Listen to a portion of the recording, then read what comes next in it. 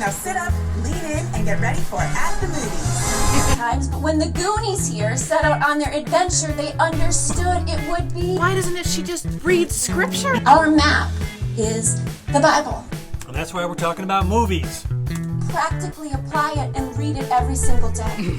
Because what happens if I'm trying to head on How about if you practically apply it in this Christian church giving a Christian sermon? She's saying that the Bible's important, but the form that this whole service is taking says the Bible's not important. Pack your bags, you're going on a guilt trip. I'm not going to use it, but you should! What do you think when you see it? Was this a bad sermon? Is there no gospel here?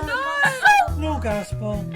Hi everybody, welcome to Hit the Bar. I'm Steve Kozar. Paulette Kozar, and of course Lucy Kozar. The real star of the show, who does not want to be here. No, she heard us looking at this yesterday.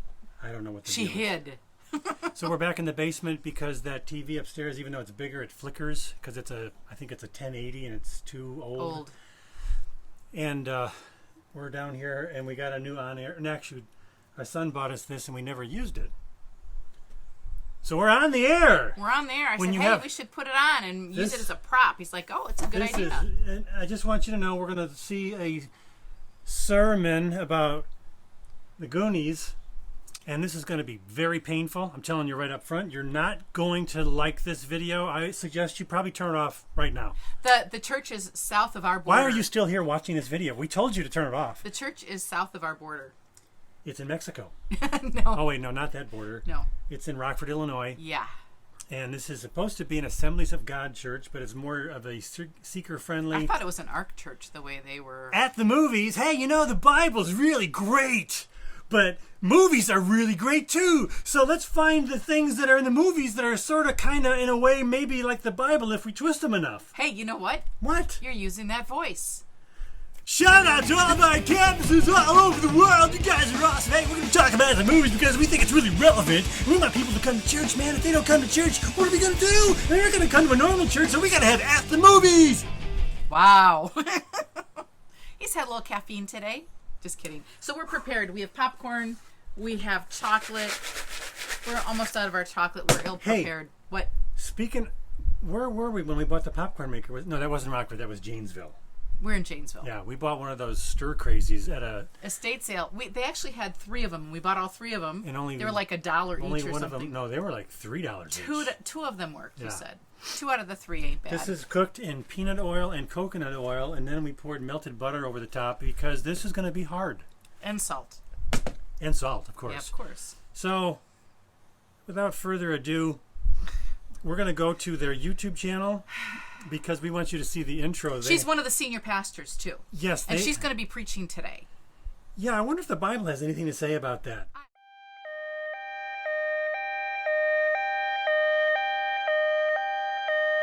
I don't think so. Probably not. Yeah. It's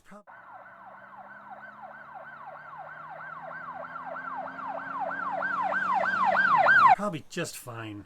A little bit sad, right, What's Jenny? your favorite movie? I never asked you. What's your My favorite favorite movie? Do you have like a movie favorite movie of all time? Of all time? Or like, you know, in this season. I used to, okay, don't judge me, but I used to watch Tommy Boy relentlessly over That's and over and amazing. over again. That is amazing. What about you? Do you have a Okay, favorite? so I really love musicals. So I'm kind of like, growing up, I loved Grease, and I love like now I love The Greatest Showman. I love the music. This is the pre-church Well, show. you can see it's kind of like a game, it's a like you're waiting for the, Yeah. the football game to begin. So you have the Right. 2 people talking beforehand, the sports Yeah. casters. What's what we got here? Yeah. Before, The Hollywood. Oh, we're going to try to keep track of how many times they are excited. yeah, And we already forgot to keep track because I know he said it right at the very beginning. yep.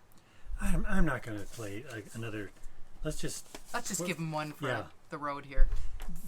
If you're not excited, boy, I'm telling you, I don't know what's wrong with you because they're excited. Hollywood thing. So, but I love all movies. It's very hard to choose. It's very hard to choose. All right, you guys. Well, we're so glad you're here. Like you said, drop a line in the chat.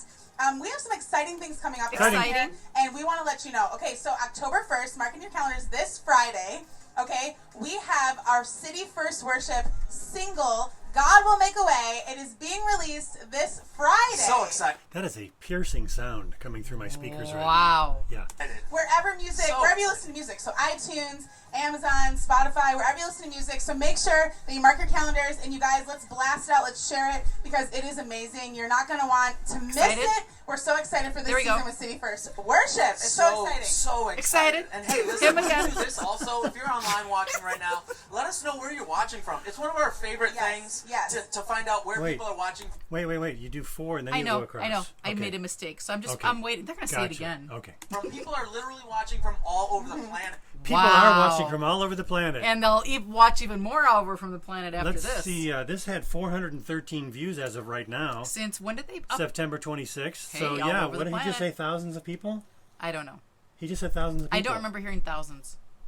Oh, maybe he said people from watching from all over the planet. Yeah. Let us know where you're watching from. It's one of our favorite things yes. to find out where people are watching from. People are literally watching from all over the planet. So after you watch our video of their video, maybe you want to contact Yeah. them And it's in a nice way. Oh, nice. so fun after service to kind of go, so-and-so was watching from Yes. here, and so-and-so Yes. was watching from there. And it's really an encouragement to us, so make sure you let us know There's over 3 minutes left of this before we even get to the start of this thing. that. And also, next week, we What's start happening? a brand new series. It's football-themed. It's called Any Given Sunday. It's gonna be a blast.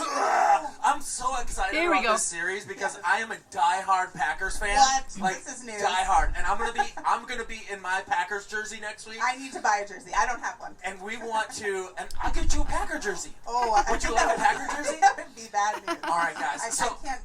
We'll see. We'll see. So next week we want to encourage every single person, whether you're joining Are you us excited or online not? or if you're coming in Are you person, excited? wear your favorite jersey. Tell me how and just excited get you in are. the football mood. Yeah. All right, it's fall, it's football season, and we're gonna have a blast going through that series. excited? And next week we've got new times. New times. New yes. times. All right, pay close attention. Here's the new times. It's really not that hard. It was 9 and 11, but now it's going to be 9:30 and and 11. Oh. 9:30 and 11. Are you excited? So join us again next Yes. week. Also next week we start Growth Track again. Growth Track starts the first Sunday Sounds of painful. every month. And so if you are looking to get connected, find Yeah, I got to go to the doctor for a checkup. I think they got to look into my growth track.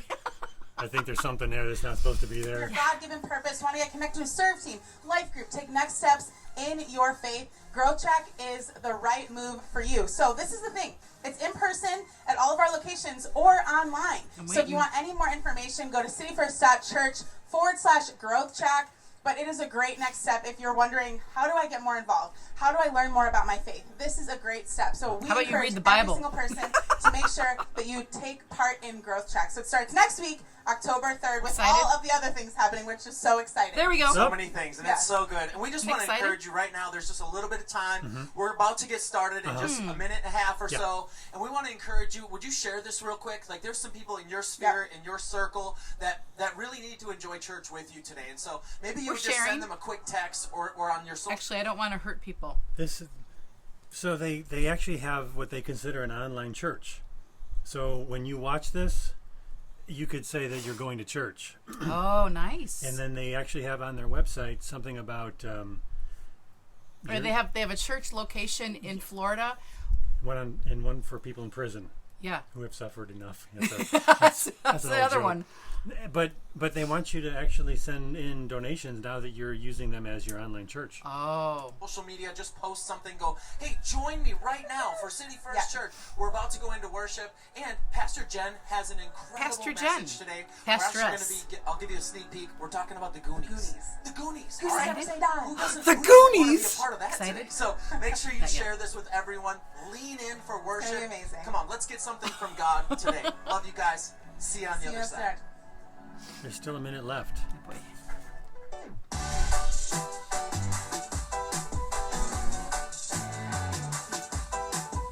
You can't see them right now, but I just got this set of speakers at a garage sale, and I'm just in I love. hear about them every day. Yeah, and so this sounds really Every good. day. If you ever come to our house, you got to come down here, and you have to hear my speakers Every day. loud.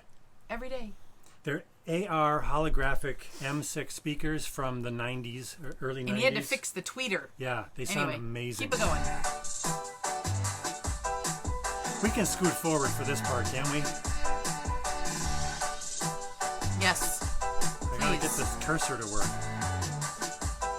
I worship him this morning.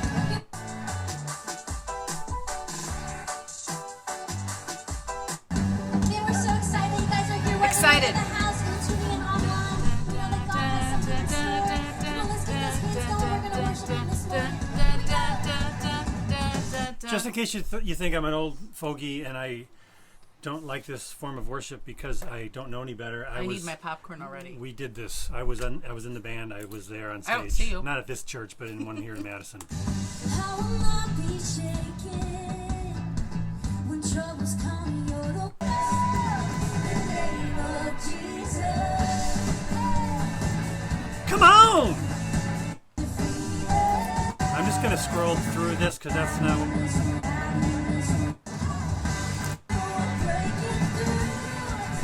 some of you have suggested that we do an analysis of praise worship lyrics, and that's a great idea. I'm just not there yet. My life is hard enough as it is.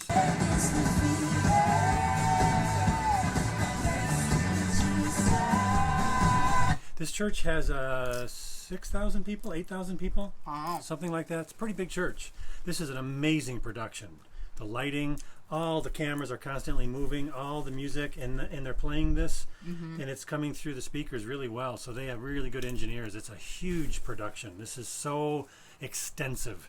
We went to a church like this, but smaller, which was still big in terms of lots of people, lots of moving parts, lots of equipment, and we were never anywhere near this level of professionalism. It's just really hard to do and very expensive. Okay.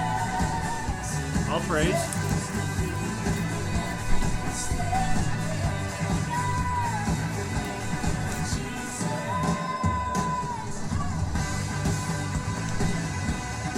And if you go to a church like this, it's probably the case that you and most of the other people don't really sing. You maybe do a little bit, but you're mostly just listening to the professional singers on the stage. Mr. Jeremy here. Oh, here we go. Here we go. Well, guys, we are in our... This is another one of the pastors. Yeah, she's not Pastor Jen. She's the executive pastor. She's not the senior. She's the executive. very last week of At the Movies, which is wild. And so we've got some special people in the foyer who want to give all of our first-time guests a shout-out. Let's go ahead.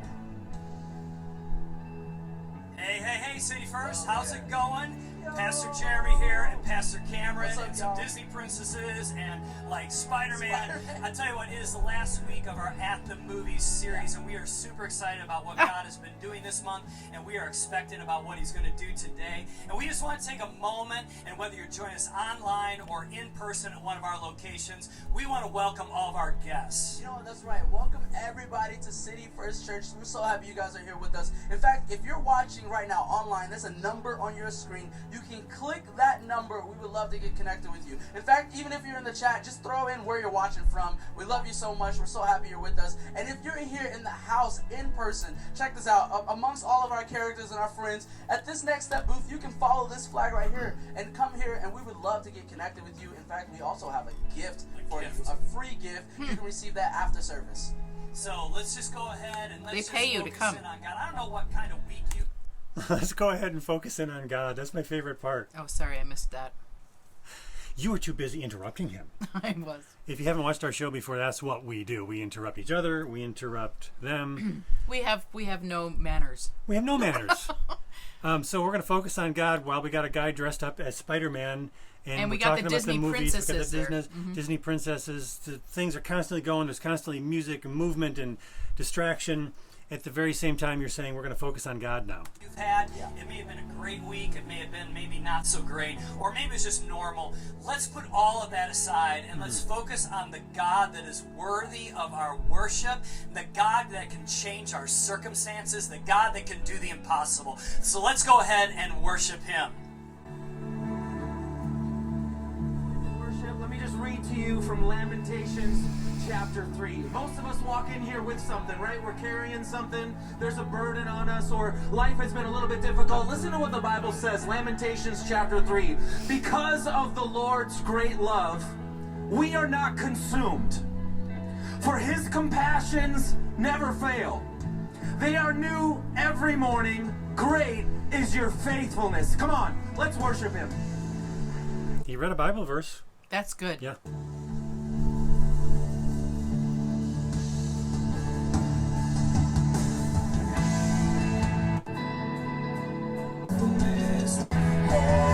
Moment.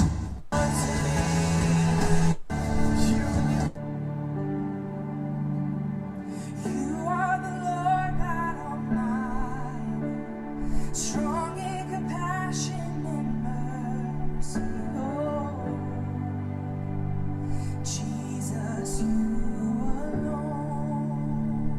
going to slow things down a bit. All the angels cry, prayers to the one. Wow, keep going. We've never done this before. We've actually shown this. Why are we doing that now? I'm kidding. These are great performers, good musicians. They spend a lot of time rehearsing. They have really good directors, you know, when camera people and all that stuff. This is so bizarre. I know we sound like old people, but this is not church. Right. It's a show. Right. I'm sure that there are some really sincere people here, but this is a show. This is a production. And Like all of the other ones we've seen. yeah, That's what church has become, a production. and they're singing in many cases to the camera, Yeah. which would be fine if you were doing a show. But church and a show, they're being merged together as if they were the same. I don't know. It's a weird era we're in right now. Yeah, it is.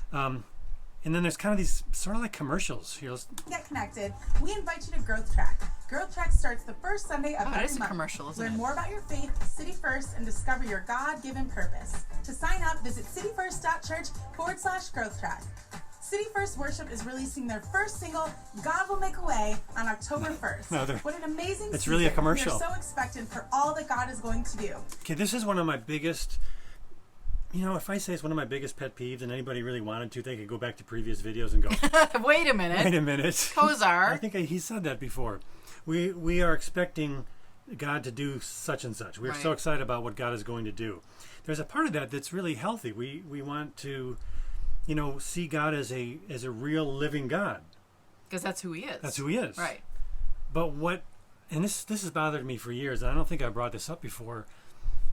We just did all this rehearsing. We just wrote these scripts. We just, you know, bought all these pieces of equipment, and we've put together this really elaborate program, and now we're excited to see what God is going to do. So, kind of sounds like you know what God is going to do because you kind of laid this Foundation. path, this you got this thing, these steps you've laid out, and now you expect God to do, I don't know, something.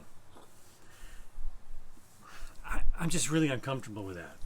And I still haven't quite put my finger on explaining it exactly right. But, you know, why do they know that God's going to do something? Because they created this curriculum. This atmosphere for it. Yeah. The other thing is you're going to discover your God-given purpose. Mm-hmm.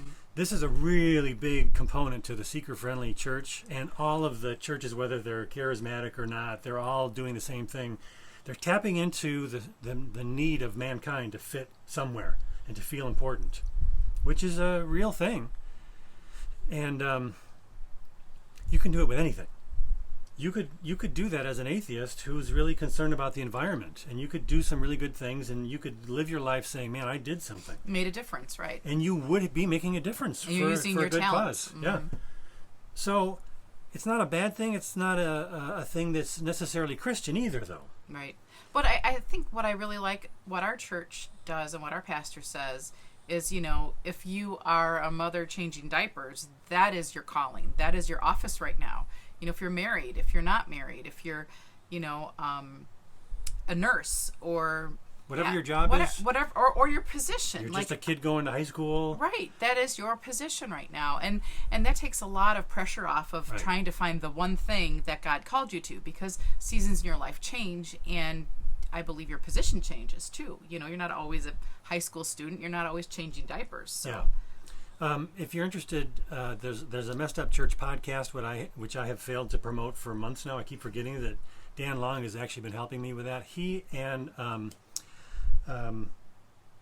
Gene Veith, Vocation. They did a podcast about the topic of vocation on this very topic. It was just super good. And Gene Veith is a really smart, really sensitive, really thoughtful person. Honestly, much smarter than I am.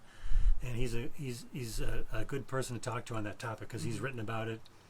And I don't want to trivialize it, and I don't want to make fun of what they're doing here, but I do want to point out that this is how you grow a church.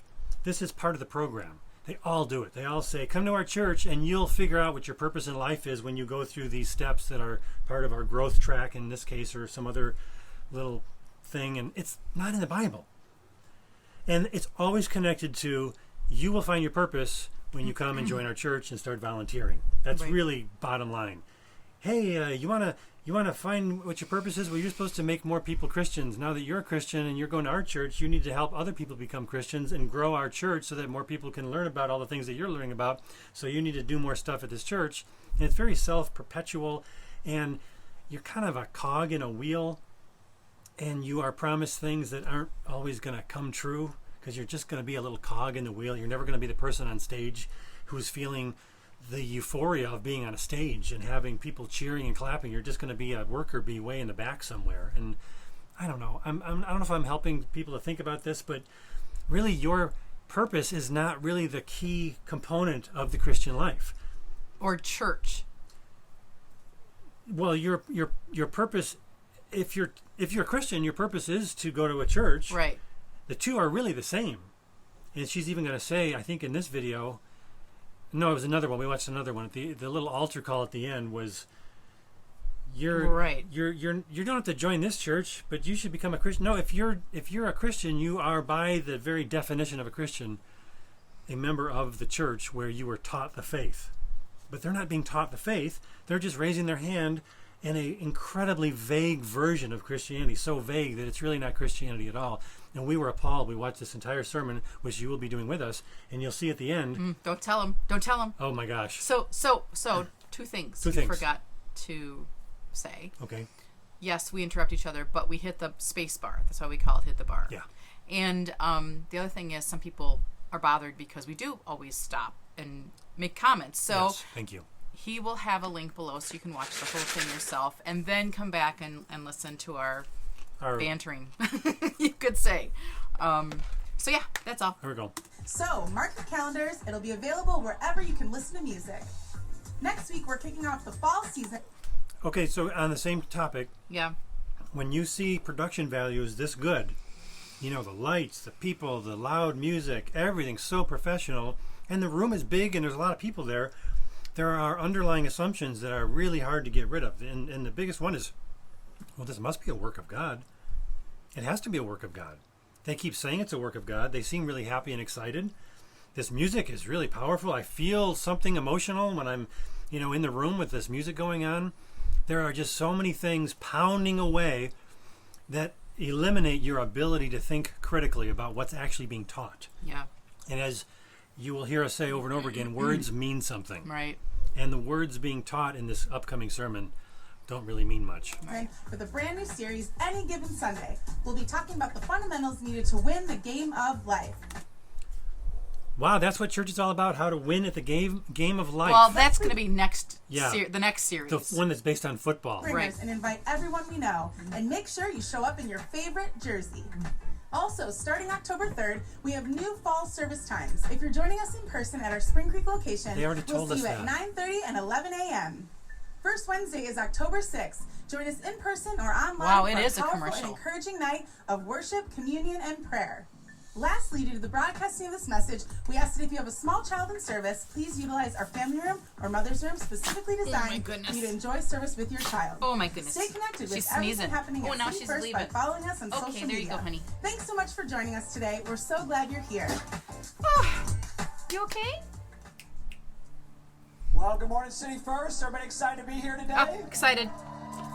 5. Now listen, before we get into the offering time, I want to make sure I point out 9:30 next week, right? You Third show time. up early, you're going to be here helping Should us have another clean. column. So make sure you show up at 9:30 How many instead of times 9. they Unless you want to come help advertise? clean. I'm sure we'd be grateful for that too. But this is a time in service we get to continue our worship by bringing God's tithes and our offerings and lots of different ways we can give. We say it every week, but there's a QR code even up there if you need some help giving online. But as you're preparing for your gift, I wanted to show you an illustration that I've used over the years to help me in the chapter of Malachi 3. So this is such a gigantic cliche. It's embarrassing. They all use the same verse from Malachi in the Old Testament that does not apply to the modern day church. Hang on. And I know I don't want to go there because this isn't even the sermon yet. That's okay. But I do want to recommend, there's a couple of videos from our good friend Chris Roseborough on Fighting for the Faith, and he did a couple of sermon reviews about Robert Morris, who wrote 2 of the books that all of these guys use basically as the kind of the manual how to extract money out of people by telling them that God's word really says clearly that you got to give 10% of your income and then he'll bless you. If you don't give 10%, he won't bless you. If you do give 10%, he will bless you. And that's what this guy's about If to you've say. ever read Malachi 3, it's the book right before Matthew. It talks a lot about tithing. But Malachi 3:8 starts out with a very strange verse. When you see what Chris does with this and you read it in context and you hear him explain it, he's the best Bible teacher, frankly, I know of. So you're going to have that in Yes. the links as well. That's a Yes, good idea. and we did a video at the very beginning of David Hughes and the cornflakes. Yeah. He was abusing all the verses. Yep. When they use these verses about tithing, they are literally lying about what the Bible actually says. And that should be a problem. That That's- should that's have a big red problem. flag. Yeah, so I'm just going to skip forward because otherwise I'm going to get too distracted. Yeah, we'll all get And distracted. this is already going to be a long video. Yeah, it will be long. And now they're going to do another commercial about the Other movies they're going to be bringing on board.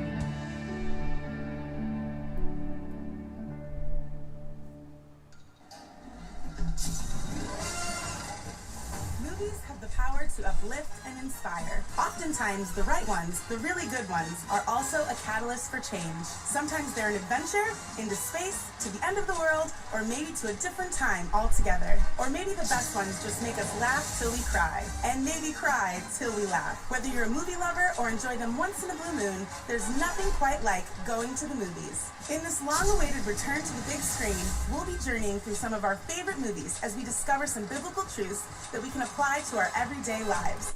So they're going to discover biblical truths that they can apply to their everyday lives. And a big part In of a this, movie. This church, just like all the other seeker-friendly churches, say, this is a practical, relevant sermon. Right. That's how they get you in the door.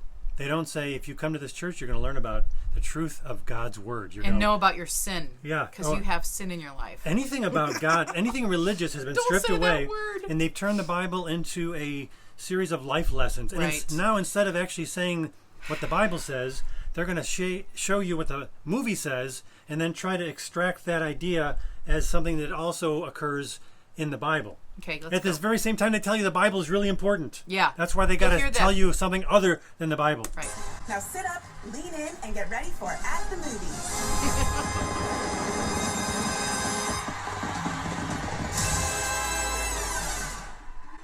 Well, welcome everybody. We are so glad that you are joining us She today. almost Why excited. don't you Yeah. join me in welcoming all of our City First Church locations? City First Anywhere. You know, I just realized we have popcorn, and it's at the movies. Oh, boy. We should have... Well, probably because we watched it last night. It was No. subliminal. Maybe. That's what I'm Subliminable? saying. Like the abominable snowman. Subliminal. Yeah. Cape Coral. God Cape behind Coral. bars, guys. Come on, give it up for Come them. on! Come on! Those watching on the Pando app, and then, of course, those who are here from our Spring Creek and State Line locations. State line means Illinois and Wisconsin. We are about an hour away from this church. We're in Madison. If you go an hour or so south, that's Rockford. Well, I am so excited, you guys, to Oh! be sharing with you today. It has been a little while, and we are in one of our favorite series of the year, our At the Movie series. And guys, I'm super bummed. This is our last week. All right, they saved the best for last this week. Okay, I already want to kill myself. I already feel like this is like a fourth grade teacher Yes. trying to talk to fourth graders At that level. at that level. Yes. Guys, Obviously. Just kidding. How many of you enjoyed this series, but also learned something practical about following Jesus? Come on. That's what it's about. And so in this series, we've been taking stories that are found in movies, but the movies aren't really the topic, right? It's just the beginning of the conversation. this is how the seeker-friendly people, and I've watched their training videos I've actually seen their training videos where they're telling pastors, here's how you answer the objection from your people who say, why don't you just read from the Bible? Why are you using movies? They say, well, you know, people don't really want to come to church as much when you just have the Bible. So this is why we do it, because that brings in new people. And then the new people now get to hear the Bible, kind of bait and switch. And this is the worst part. They say that Jesus did the same thing. Jesus told stories. A movie's a story, so let's bring in a movie. We're just doing what Jesus did. Wow. It's not true. No. And not only And they're that, having a conversation. Yeah. It's a one-way conversation here, so I'm sick of that. Well, we're taking her at her word. We're talking to her right now. But she doesn't know. Yeah, she doesn't know. You guys, Jesus told stories. Hey! There we go. Stories to communicate.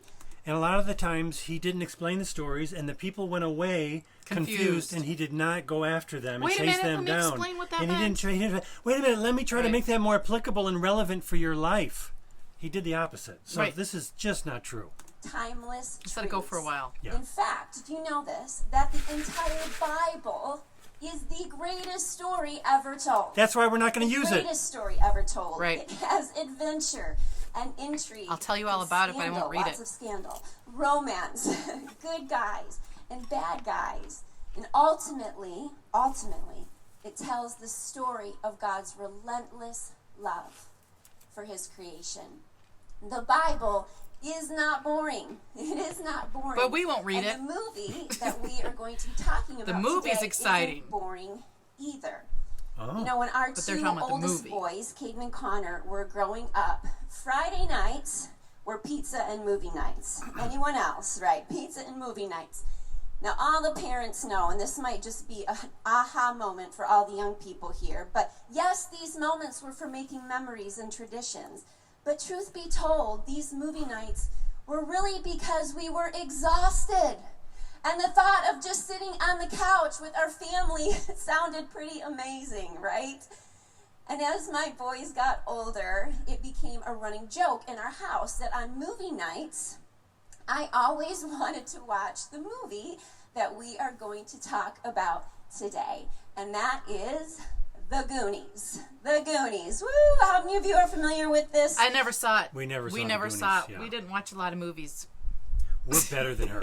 No, we just never No, did. I watch movies, but I don't even remember anything about this. Just the name. Yeah, I don't either. know when it's from. I don't know what it's about. She's gonna. We didn't make a point of bringing our kids to the movies. Except Pixar. Pixar. For the first 10 years, we went to every Pixar movie. That was because that was what you wanted to do. That's absolutely true. Yeah, at least we went to one. What do you mean went to one? The one, we went to one a year or something. Oh, right. We went to about one a year. Movie, yes, it's one of my favorites. If you've never seen it, it just means you are young in this family, or really we're old. young. But in this film, there is a awesome ragtag group of kids, of neighborhood kids, who live in the Goondocks neighborhood of Astoria, Oregon. And the Goonies are led by Mikey Walsh, all right? And they attempt to save their homes from foreclosure after they discover an old treasure map that takes them on a crazy adventure, right? To find the long lost fortune of One-Eyed Willie, a legendary pirate. So let's go ahead and check this out. It gets really loud. The Goonies stumble upon a treasure map in the attic of Mikey's house. They decipher that the map is pointing to a hidden treasure that they nickname the Rich Stuff. This treasure belonged to the famous pirate, One-Eyed Willie. Mikey explains that One-Eyed Willie is still trapped with his treasure to this day and that is free for anyone's taking. The Goonies discover that they aren't the only ones who have wanted to find this treasure. An explorer, Chester Copperpot, went looking for the treasure decades ago, but was never seen or heard from again. Fear, nerves, and doubt all plague the Goonies, but that won't stop them from starting the adventure of a lifetime. Adventure begins. You know, the unlikely hero of this story is Mikey Walsh, the young kid with braces who has a small frame but a big heart, right? A big heart. Right. The one who dared to ask, what if? I love that. So this is one of the major themes of her sermon. What if? If you dare to ask, what if? That's the same thing as becoming a Christian almost. It's bizarre. And what we're going to do here, again, we're going to stop it when she says something, even if it's just one sentence, because you need to think about what people say. Yeah, especially when they go so fast and they're entertaining you with all kinds of things. I also... Images and songs and commercials. This is... I may be reading too much into it, but she just doesn't stop moving. But she seems like she's forcing herself to remember, keep moving, keep moving, keep moving. It doesn't seem natural. Her movements seem like she's playing a part. Like she was told, if you stand still, everybody's going to fall asleep or walk out. So you got to keep their entertainment going. Hey, their attention. Is anybody out there insulted by this? Like, if this was you, don't you want to stand up and say, "Hey, I'm an adult. I can think. Stop treating me like I'm the stupidest person in the world." But that's kind of what I get from this. What if, you know, the kid who doesn't take no for an answer, right? He rallies his friends, he takes some risk, and just doesn't quit. All to find a treasure. A treasure. I want everyone to say treasure, but here's the deal. You have to say it in a pirate voice today. Okay, you ready? 1, 2, 3. Treasure, right? You know, in Matthew chapter 13, verse 44. Remember this one? Our faith, following Jesus, is likened to a treasure. A treasure. It says this in Matthew chapter 13, verse 44. The kingdom of heaven. Get it first. The kingdom of heaven is like a treasure that a man discovered hidden in a field. Is like a treasure that a man discovered hidden in a field. In his excitement, his what-if moment, he hid it again and sold everything he owned to get enough money to buy the field. Okay, she's going to use the interpretation, and this is a verse that scholars have not been in complete agreement about for a very long time. But she's reading it the way a lot of people do, which is that the treasure is Jesus, and you're seeking after him, and you're going to give up everything to find Jesus. No, you found it, you hid it again, sold everything to go get it again. Well, if you had it the first time, why did you hide it? Yeah. So she said that's the what if moment. Our what if moment. So why don't you read from the beginning? The kingdom of heaven is like treasure hidden in a field, which a man found and covered up. Then, in his joy, he goes and sells all that he has and buys that field. How about if you read it in context? That's it. Who's reading? This is Jesus. Okay. Let me go back. This is what if you're not sure about something, the easiest thing is just to read the whole section. Right. Which we like to do here. I'm going to go to the beginning of the little section here, chapter 13, verse 34. All these things Jesus said to the crowds in parables. Indeed, he said nothing to them without a parable. This was to fulfill what was spoken by the prophet. I will open my mouth in parables. I will utter what has been hidden since the foundation of the world.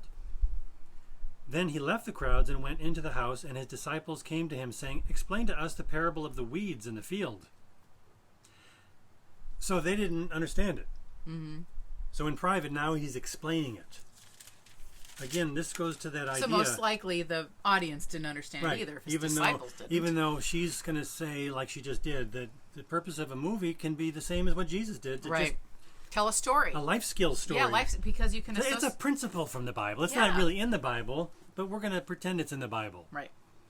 Okay, so then he left the crowds. He went into the house, and his disciples came to him, saying, "Explain to us the parable of the weeds of the field."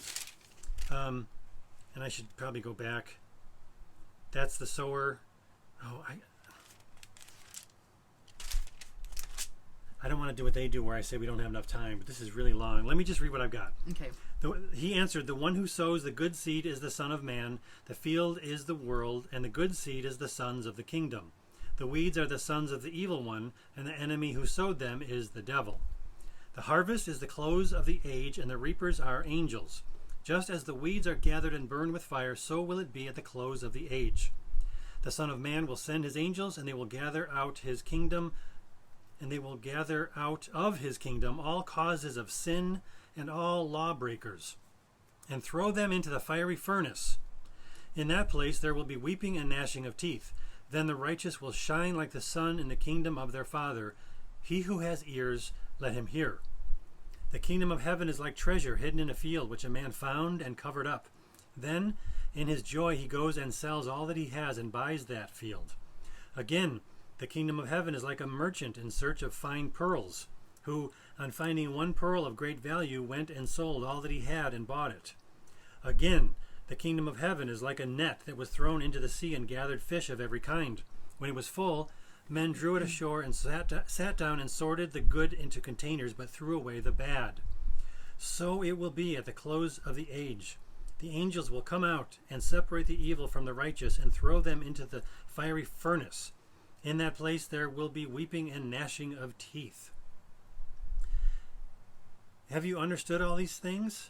They said to him, yes. And he said to them, therefore every scribe who has been trained for the kingdom of heaven is like a master of a house, who brings out of his treasure what is new and what is old. And when Jesus had finished these parables, he went away from there, and coming to his hometown, he taught them in their synagogue, so that they were astonished, and said, where did this man get this wisdom and these mighty works? Is not this the carpenter's son? Is not his mother called Mary, and are not his brother James and Joseph and Simon and Judas? And are not all his sisters with us? Where then did this man get all these things? And they took offense at him. But Jesus said to them, a prophet is not without honor except in his hometown and in his own household. And he did not do many mighty works there because of their unbelief. So there's a lot there. There's a lot there. So this one verse, as she plucks out, she's trying to talk about the Goonies, and there's treasure. And so she found a verse in the Bible about treasure, and she's trying to apply it, and it just doesn't fit at all. Because it's not even there. This is not about the Goonies, and the Goonies is not about this. Right. It just happens to have the word treasure. Now, different interpretations of this short parable exist, which is what I just said earlier. This, the guy's got a treasure, he buries it, and then he buys the field. Here's what it says in our Lutheran Study Bible. I'm sorry, I lost my place. Here it is. Different interpretations of this short parable exist. One may naturally see the man as any man and the treasure as the kingdom that he discovers. However, a more Christological interpretation describes the field as the world, the treasure as you, the hearer, and the man as Christ, who gives up the glory of heaven to win you. So with that interpretation in mind, and when it says a Christological interpretation, Jesus himself said that all Scripture is about him. Right. So that's why it's important to have a Christological interpretation. Instead that of seeing grid. You're always going to place some kind of a theological grid on Scripture, and a Christological grid is the one that always tries to see Christ as the one acting, Christ as the hero, Christ as the Redeemer. The subject. Yeah. Not what we can do in our lives. Right. To practically live out our lives and have a sense of purpose, or what did she just say? Have an aha moment. Right. This has nothing to do with an aha moment. To buy the field. And the point is this, you guys, is that the worth of Jesus is so invaluable, so great, that it's worth giving everything we have for him. It's worth giving everything we have for him. It is... And that's not bad. I mean, we are supposed to give Jesus our life. It's also weird that this church, like all of them, they talk about Jesus like he's your giant boyfriend up in heaven. He just loves you so much. You know what else? He's the holy God of the universe who is angry at our sin. And that's an aspect of God they never bring up. Right. He's like... And they never bring up hell either. Right. And Jesus himself just talked about weeping and gnashing of teeth in this passage, just one verse before the verse that she read. So if you don't understand that there is a nature of God of holiness, that he's perfect and holy, and he's way, way, way above us, and we are his creatures, we're not God at all, but we were supposed to be like him in the sense that we would be doing good things, but we were born in sin, going all the way back to Adam. So we have a sin nature. So we were born with a sin nature, and we don't live holy lives. We don't live up to God's holiness. We don't even come close. We offend God with our sinfulness. And so the real message of the Bible is how God has been trying to bring us back, and we never do the right thing. That's the story of the Israelite people. They're constantly failing at serving God like they were supposed to, even though they were the chosen people. Right. And then Jesus comes and he dies in our place. He gives his life, even though we should be the ones dying. We're the ones who should be suffering. We're the ones who should be going to hell. He gives his life on the cross for us. And then when we see that, then we're in a place to go, wow, Jesus is amazing. Not because just Right. not just the simple idea that he loves us, because frankly, Right. Santa Claus is supposed to love us. Our moms and dads love us. You know, point, people right. say the word love all the time. It's Right. kind of I meaningless. love candy. Yeah. I love popcorn. So she said the message. My dog loves me. Right. And of course, Lucy does love us. She does. But she just said in the beginning that Yeah. the message of the Bible is the unrelenting or the relentless love of God, and that's not a bad thing to say. But Right. if you don't explain it further, it's just like, wow, he's just crazy about you. If you just knew how much he loves you, you'd want to love him back. Right. Well, that's not the whole story. It's No, not it even close isn't. to the whole story. Mm-mm. I'm sorry if I'm getting too agitated and whiny. That's I okay. don't want to do that. You're good. Okay. Worth trading all that we have and all that we are to gain more than we could ever imagine And what is that? in Christ. You know, I love what it says about the man there. It says, in his excitement. In his excitement, he sold everything that he owned. What translation is she using, do you think? Does it matter? But it's not. We were using the ESV. It's joy. But in his excitement. Do you know that when we understand that the more that we've been wanting from this life is connected to Christ, there is an excitement and a joy in giving it all Oops. to gain Him. Another excitement. To gain Him. To gain this him. idea of gaining Christ is a lifelong journey. You guys, it's lifelong. And water. Dare I say a lifelong adventure. You know, following Jesus is wrought with challenges, joys, struggles, setbacks, highs, and lows. That's life. I mean, it doesn't. You don't have to be following Jesus to experience all of that. Right. That just irritates me. And oftentimes, we can think that following Jesus will actually bring a life of ease. That's because of really bad teachers like you, lady. Right. I'm glad you're saying what you're saying, but where do people get these ideas? Right. From people like you.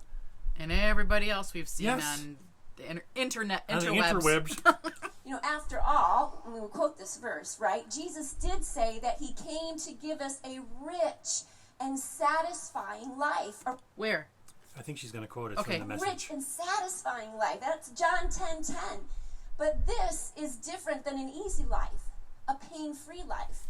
You know, Gonna look Jesus it up? is very John clear 10:10. with us on what we can expect in this life. It says in John 16:33, it's John 10:10, and I'll do John 16:33. This verse gets used all the time. John 16:33. And people interpret it however they want. The thief comes only to steal and kill and destroy. I came that they may have life and have it abundantly.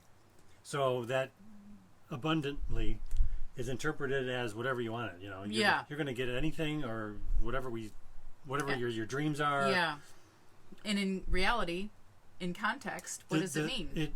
Well, if you wanted to read it Christologically, Right. and you wanted to read it kind of within the context of the overall picture that we get in the New Testament, Yeah. there is a way you can say that we live an abundant life as Christians. Yeah. But God it- brings fullness to our life. Yes, for sure. But what about But that the doesn't people, mean happiness what and about an people ease who are of right life. now getting tortured? Right. But just knowing God is being complete. And this goes back to what I just said a minute ago about knowing your place before a holy God, Yeah. knowing what He did. He gave His life as a substitute for us. Knowing our guilt before a holy God, anything we get after that, when we realize this free gift we've been given, And what we don't deserve. is what we don't deserve. That is, by its very definition, kind of an abundant life already. Yeah, that's a good point. But That's a very good But point. that's not what they kind of do here. What they do here is say, we're going to give you all these tips on how to have a really fun, rich, enjoyable, They purpose-filled show life. themselves having lots of fun and Yeah. lots of... Okay, so We're where's not she- against fun. No, 16 what? Oh, I forgot. I have it right here. I don't think she said the whole thing yet. Did you? says this. Yeah, just back it up. Back it up. 10. But this is different than an easy life, a pain-free life. You know, Jesus is very clear with us on what we can expect in this life. It says in John 16:33, it says this. Here on earth, you will have many trials and sorrows, but take heart because I have overcome the world. That's the New Living Translation. So I have the NASB, and I'm going to back it up to 31. Jesus answered them, do you now believe? Behold, an hour is coming, and has already come, for you to be scattered, each to his own home, and to leave me alone, and yet I am not alone, because the Father is with me. These things I have spoken to you, so that in me you have peace. In the world you will have tribulation, but take courage, I have overcome the world. So this is right before Jesus was going to get arrested and put on trial, and everyone was going to scatter, and everyone will abandon him. And so Jesus is telling them. Just reading if there's anything else I wanted to point out. So we do have tribulation, of course, and we do take heart because Jesus has overcome the world. That's very true. Yeah. Do you feel the fan? A very little bit. We're really warm. Yeah, it's a warm summer night here. No, it's fall. I know, but it's warm. You're right. It's not summer anymore.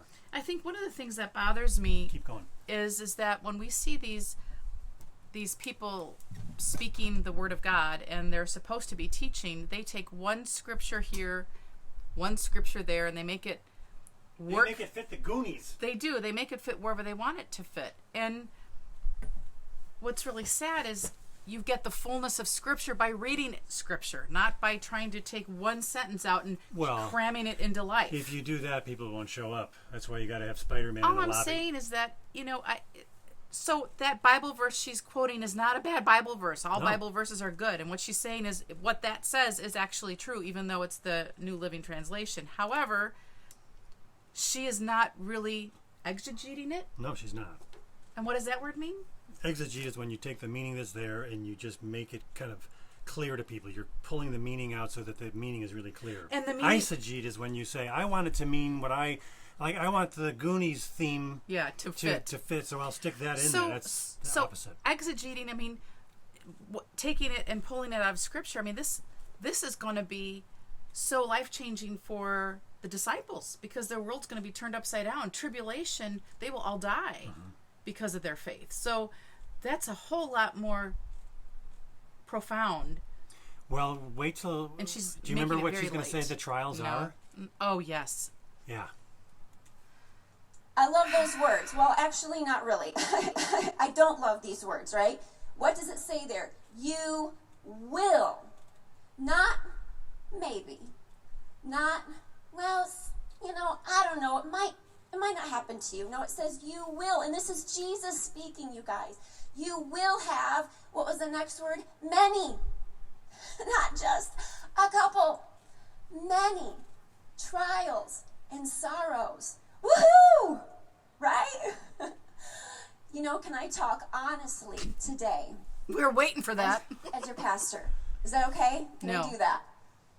You know what? I've noticed something that in the Church of America, in the West, it seems that we've often reduced our spiritual walk sometimes to an equation.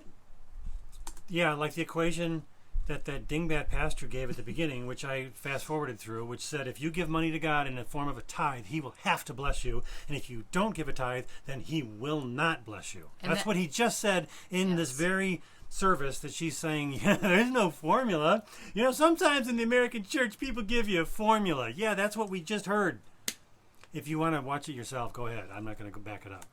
A plus B equals C. If I love God and I love my neighbor and I do some good things and I try to live the way God asks me to, life will be simpler. It'll be easier and maybe even a little bit carefree. This is kind of like what we've adopted. But then here's what happens when we have that equation mindset, is then when life brings challenges and things don't pan out the way we thought they should, we begin to question God's goodness and his faithfulness and his plan, and we doubt. We doubt. If I've seen it once, I've seen it 1,000 times. People have expectations that are unmet. Why? Because of you, lady. Right. You and every other pastor like you who makes all these claims about you're going to have a purpose-driven life and you're going to find it. You're going to live your dreams. You're going to have so much joy you can't contain it. Yeah. The other thing that you, if you haven't watched us before, or Chris Roseborough or whatever, this is all law. Yeah, and explain that. There is no gospel in this message. This is a message of why you should feel bad because you're not doing enough, so do more, and think about this because you better start doing more and you better feel a certain way. And you'll just see that she's kind of like a fourth grade teacher trying to instruct everybody on what they're not doing yet. Right. God. And then something happens. And we begin to become full of doubt and frustration, right? And you solve the doubt problem by, number one, doing what she is doing, which is admitting that it is a problem. Mm-hmm. And it's good that she's at least saying that. But you don't take away people's doubts by just pestering them, like, stop doubting, just believe this stuff. If you spend more time reverently talking about God and his word and just reading his word and referring more to God than you do to movies, they'll probably believe more because they have more substance. There's nothing here to believe. This is Jesus, who's kind of this guy that just gets brought up every once in a while. The rest of the time there's so much distraction going on. Mm-hmm. You know what this reminds me of? Her little spiel here reminds me of some sort of torture? No. Oh. I'm going to share a little bit about our story. It reminds me of when, before Lydia was born, and I just had my gallbladder surgery, emergency surgery, and we had gone through a lot of difficulty in that, and I went through a lot of health issues, and we were going through some major financial stuff again, and I remember saying to you, here we are, we're going to church, we're donating our time, we're tithing our money, and why is all these things happening to us? Kind of like what she was saying. Why isn't God blessing us? Why isn't God making things easier for us? And remember what you told me? It was profound. Kind of what I always say. Yeah. What do you mean you always say? Well, Jesus already gave us his life on the cross.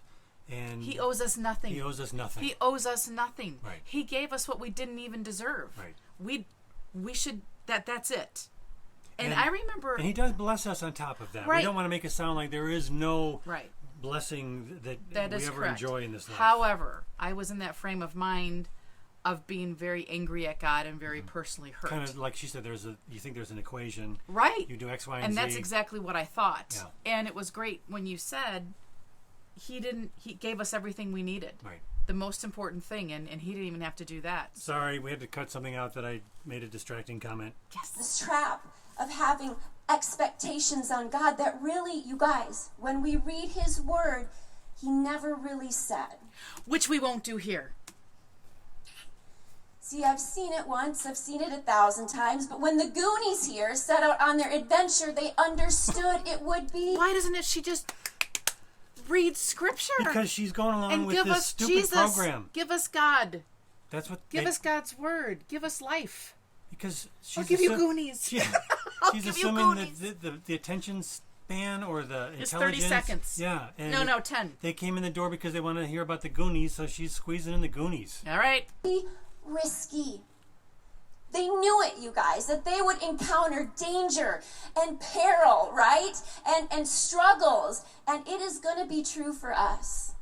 Things will not always go the way we want. Life won't be easy. It doesn't mean that we don't walk through life with faith and hope and prayer. Of course not. We do that. Guess what? But it simply means that we understand that following Jesus and living this life will have challenges. It will. We are not exempt from them because we are Christ followers. There will be trials. Things like risk and fear and uncertainty will... Fear and risk and uncertainty. Those are the challenges. Wow. Wow. Mm-hmm. Fear, risk and uncertainty. In the world you will have tribulation. Mm-hmm.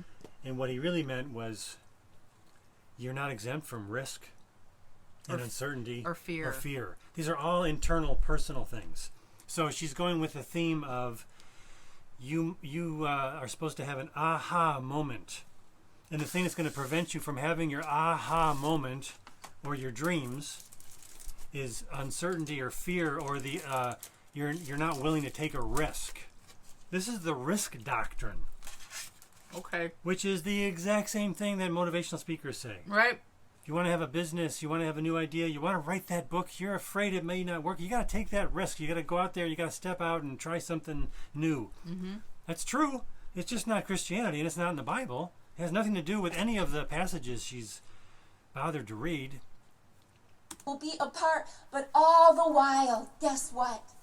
He goes with us. He will never leave us nor forsake us. He is with us. And as the Goonies set out on Jesus is going to take the risk with you. their treasure hunt, there are two essential elements that they take on their journey. When you watch the movie, you'll notice this. The first thing is this. The map. The map. Which is like the Bible. The map showed the way. You saw Mikey stick it in his coat pocket, and he was like, this is important, right? Without it, they wouldn't know how to navigate. They wouldn't know where they were going. They wouldn't know how to kind of approach the terrain that they were heading. They wouldn't have the clues they needed to overcome the obstacles that they encountered. And boy, did they encounter obstacles. The map gave them insight, and it gave them direction. And it gave them confidence then to take the next step, even when they were afraid. On our adventure, you guys, we have a map. Do you know that? We have a map. And I know you're already way ahead of me on this, right? Our map is the Bible. And that's why we're talking about movies. The scriptures. And I want to read a psalm to you, okay? And it's a little bit longer. Oh. And I want to read this to you. And I want us to just kind of sit in this for You gonna pull it up? while I read it. Just kind of literally listen in, because this is what God's word says about God's Literally. word. No, This is figuratively. what God says about our map. It is life-changing, you guys. It is powerful. It gives us direction, and our walk with Christ will be nothing what it could be if we don't follow the map. Okay, there's something here about form. The form it's intrinsically sending a message. The message is one thing, but the form that the message takes is just as important as the message itself. So what she's saying here is that the Bible is super important. The Bible is going to do all these great things, but the form that that message is being packaged in is a giant commercial production with lots of lights and buzzers and clowns and juggling and cartoon characters. I'm exaggerating a bit, but she's saying that the Bible is important, but the form that this whole service is taking says the Bible's not important, because if movies are good, and we should be watching. Movies are more important, and you people are too stupid to follow the Bible if we just gave you the Bible. So we'll have you follow the movies. But then we're going to pester you, and we're going to nag you about why you need to read the Bible more, even though we're not doing it in the very church service that you're now attending. Although she will right now. Yeah, after nagging you first. We don't follow the map. And it says this. It's Psalm chapter 19, verses 7 through 11. Oh, that's a lot. Listen to this. The revelation of God is whole and pulls... This is not a real Bible. This is the message. Ugh. Because people, again, are not capable of reading a real Bible. They have to have it relevant enough. Our lives together. The signposts of God are clear and point out the right road. The life maps of God are right. Okay, you know what? You read the first line, I'll read the actual Bible. Okay. This reminds me of we get upset with our schools because they dumb things down. Oh yeah, this is dumbing down. This is dumbing down. This translation is dumbing down. When I was in grade school, the only thing we could read, the only thing that was available was the King James Version. That was it. You probably had the Revised Standard. No, we didn't. My parents, we had the King James. And I remember... The King James is good enough for me and my family. Well, I remember people saying, well, it's hard and all that, but I need to read my Bible, and I knew that. So I remember I was in 5th grade praying that God would help me understand His Word, because I wanted to know the Scriptures. And I, as a 5th grader, could understand it. and as a 6th grader because I read it and I worked my way through it. And can I finish my story? Yeah. So the point I'm making is that, in grade school, exercising my mind to understand how things were written, God's big enough to teach us his word. This is taking all of the wealth in the words that were meant to be in scripture, and it dumbs it all down to things. What do we say? Words have meaning. Yeah. And in the Message, well, he's trying to write it in the vernacular of the time. It's already outdated. so now what were you showing everybody when I crammed it shut? Oh, Stephen Kozar. This is my Bible from when I was a kid. This is the Revised Standard Version, which is just an update on the King James. This is copyright 1962. I got it in about 1971, maybe. We never had one of these. I never even heard of them. All we had was King James. Really? Yes. In my family, that's all we had. See, because the Good News Bible was the first paraphrase that Never came out. had that either. Really? Oh, we wouldn't. Nope. Huh. Okay, so the revelation of God is whole and pulls our lives together.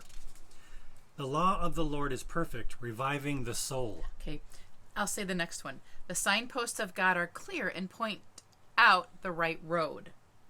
The testimony of the Lord is sure, making wise the simple. The life maps of God are right, showing the way to joy.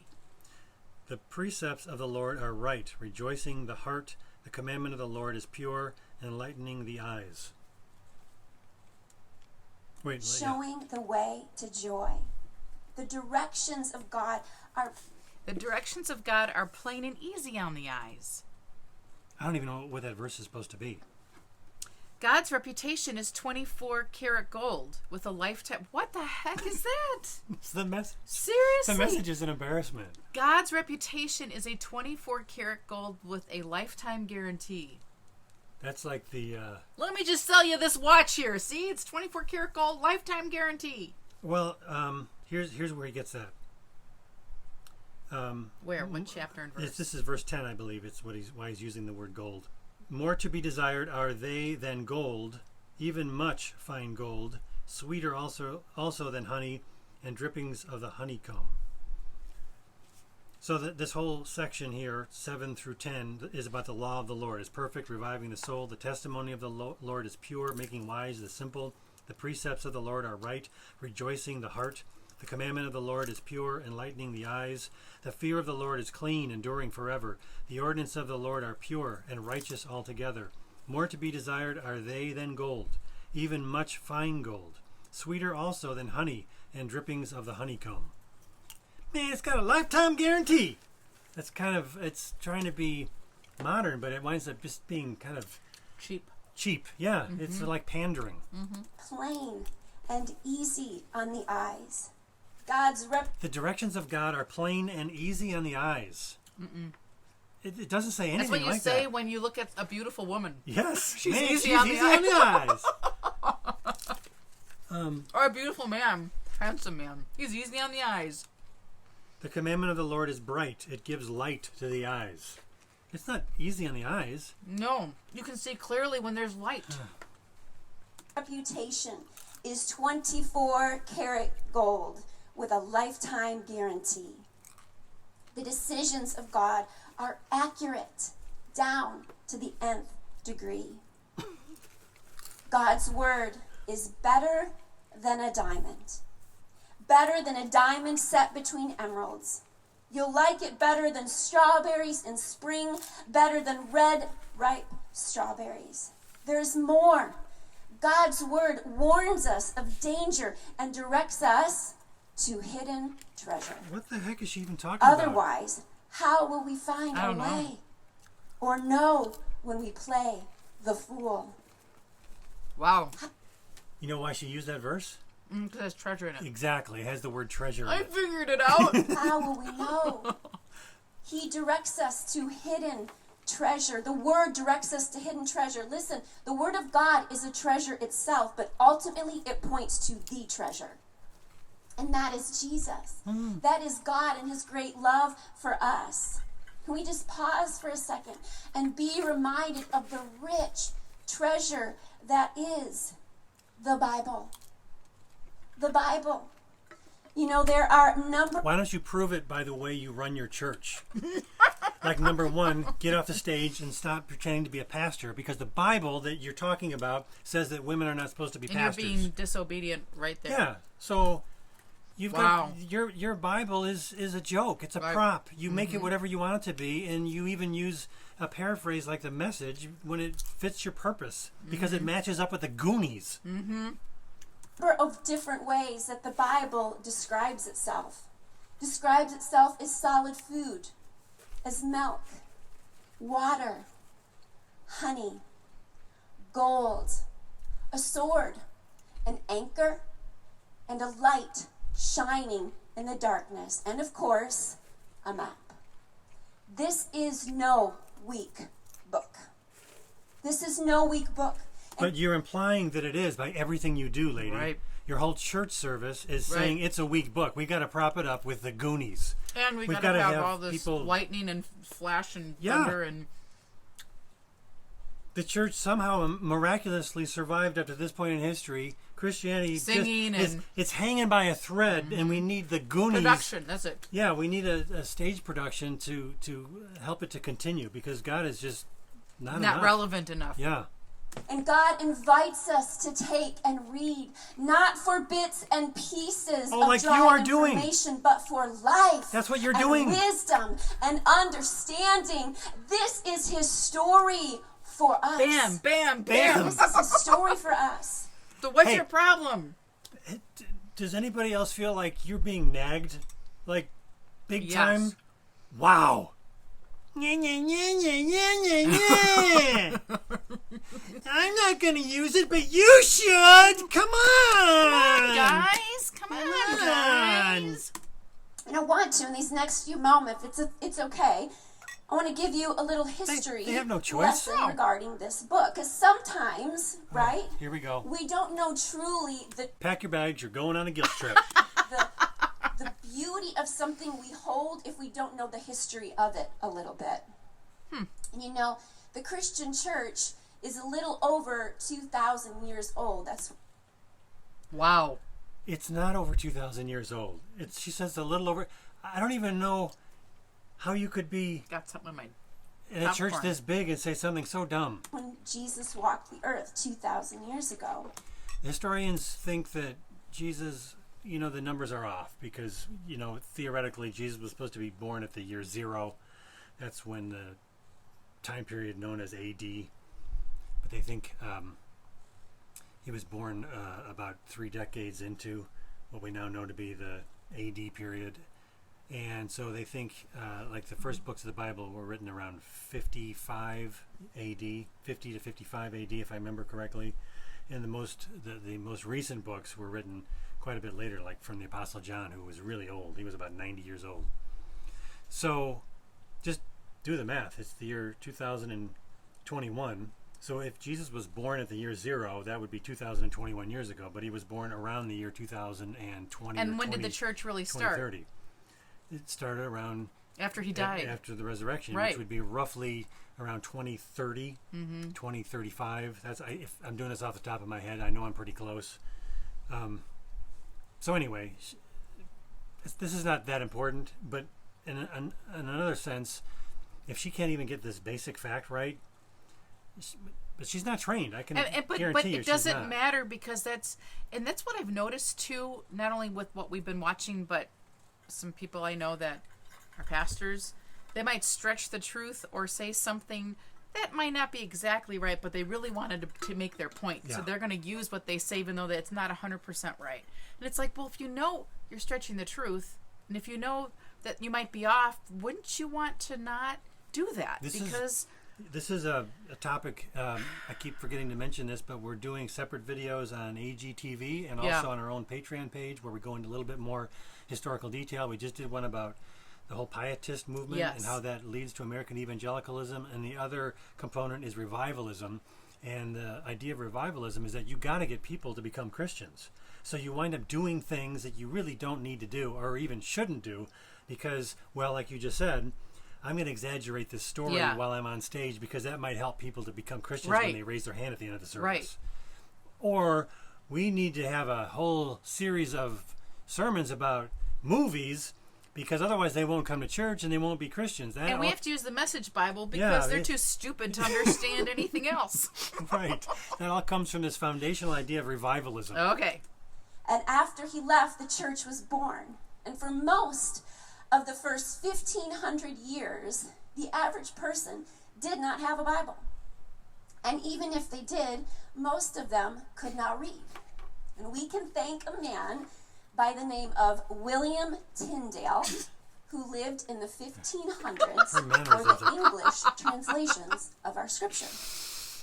You know the book that I'm going to be ignoring this entire thing? Now, the Bible that you and I read and that we hold in our hands, even if it is in That's lame history. She did a lame, botched up job of church history. Just Tyndale's saying. is really important. But I think you she's know, going to say lit some up more. on your phone, okay, is a Bible, listen, that cost some people their lives. Don't you feel bad? Don't you feel bad? You haven't been reading your Bible. And people died because of the Bible. Translate. Men like Thomas Hitton, who was burned alive at the stake in 1530 for having a smuggled New Testament in his possession. Tyndale himself once escaped arrest and imprisonment for his work in translating the scriptures to English. Later, he was tricked by someone that revealed his location, and in October of 1536, Tyndale was tied to the stake and strangled by an executioner. Why? Why? His only goal to make the Bible readable for everyone, for you. The irony here, I was trying to find. I have Fox's Book of Martyrs. I just was looking at it the other day, and I don't know where it is. Anyway, the irony here is unbelievable. go ahead. I mean, they're doing a whole sermon series about movies. They're doing everything but the Bible, and now she's pestering them, nagging them. The Bible is really important, and you should be reading it more. Oh, I'm getting worked up. Yeah. But the truth is, yes, people lost their lives. Yes. And this is how they pay respect. And worse yet, this is how they pay respect to the God Almighty who created the world. I mean, on levels, is just bad. Everything that they're doing at this church is saying the Bible's not that important. It's And now disrespectful. she's pestering them. I can't think of another word. Pestering, Nagging, scolding. scolding. Pack your bags, you're going on a guilt trip. Yeah. And for me, why he was like, this is the treasure map. This is the treasure map. Without it, we don't know where we're going. Are we playing the fool? Where's the path? This points to the hidden treasure. Which you will not explain. She's saying there's hidden treasure, but you will not explain it, lady. You're just driving me nuts. Who is God? Tyndale gave his life to make the story of God's unmatched, unrivaled, relentless love and kindness available to us. Wow. You guys, this isn't weak sauce. Well, then why didn't you read it? It's not. It is powerful, and people gave their lives so that we could have it. Yeah, you said that So already. that it could be honey, it could be gold, it could be an anchor, it could be our Okay, I got to tell you a story. When I was a kids counselor at that camp, Yeah. and there were lots of weirdos in charge. I was at the same camp, right? I don't know if you were at this particular. But it was the one. same camp Yeah. we're talking about, yeah. And it was when The weirdos were in charge.